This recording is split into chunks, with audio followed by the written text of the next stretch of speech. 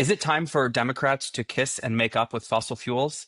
That was a question that I asked Senator Ruben Gallego, Democrat of Arizona, when I spoke to him yesterday about his new energy plan just released. Gallego told me he thinks he may alienate some environmentalists with this position, but what he said is if Democrats want to win elections, they can't force the clean energy transition on individual consumers because that really affects people's bottom line. And one of the very interesting things with this energy plan was, unlike some Democratic energy proposals that we've seen in recent years, it doesn't come out swinging against fossil fuels. There's no call to end oil and gas consumption. In fact, just the opposite. It emphasizes the need to ensure reliable supplies of oil and gas.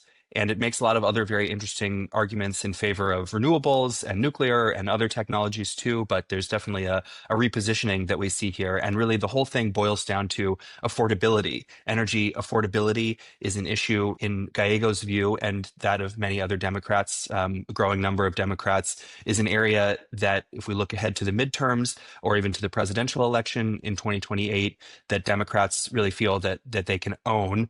This was kind of a promise of energy affordability, has been something that Republicans have often talked about as their issue.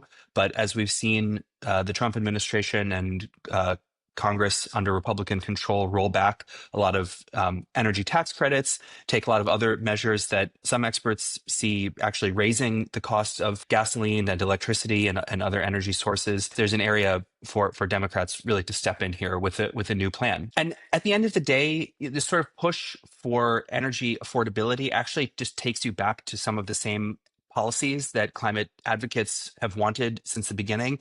That, Gallego makes a big point about restoring tax credits for renewables. He wants to restore tax credits for energy efficiency. I spoke to him a little about, going back to improved fuel efficiency standards for vehicles, which save people money on their gasoline bills at the pump. And so, all of these things, they do serve the interest of emissions and climate and sort of bringing down the carbon footprint of the country.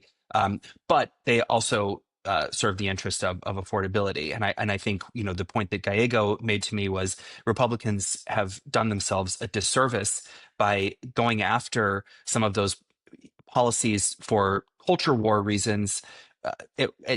Even though they're actually very simple ways to bring down the cost of energy. And so, that's going to become a real sticking point, I think. Tap the link to read more and sign up to get Semafor Energy in your inbox.